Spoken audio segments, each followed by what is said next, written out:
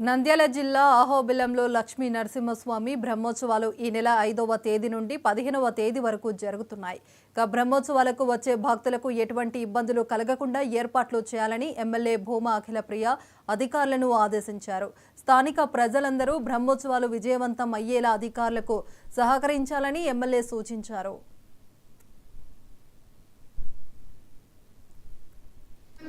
వేల మందికి లక్షల మంది అహోబిలంకి రావాలా, అహోబిలం ద్వారా ఆ స్వామివారిని నమ్ముకొని బతుకుతున్న ఈ అహోబిలం ప్రాంతం ప్రజలు బాగుపడాలా, ఆలగడ్డ బాగుపడాలా, ఆంధ్ర రాష్ట్రం బాగుపడాలా, మన భారతదేశం బాగుపడాలా అని చెప్పి కూడా మేమందరం కూడా మనస్ఫూర్తిగా కోరుకుంటూ, భక్తులు ఎవరైనా ఈ బ్రహ్మోత్సవాలకు రావాలనుకున్న వాళ్ళు మీరు దర్జాగా రండి.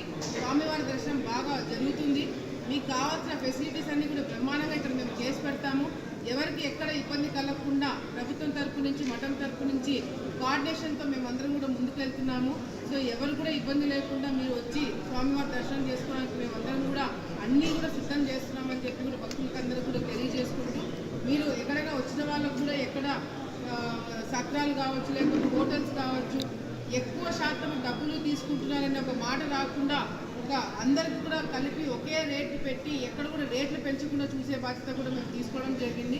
అట్లా కొన్ని ముఖ్యమైన అంశాలు కూడా ఈ మీటింగ్లో కూడా మాట్లాడి దానికి తగిన చర్యలు కూడా మేము తీసుకుంటున్నామని చెప్పి సందర్భంగా తెలియజేసుకుంటూ, భక్తులందరూ కూడా ఒకటే తెలియజేసుకుంటున్నాము.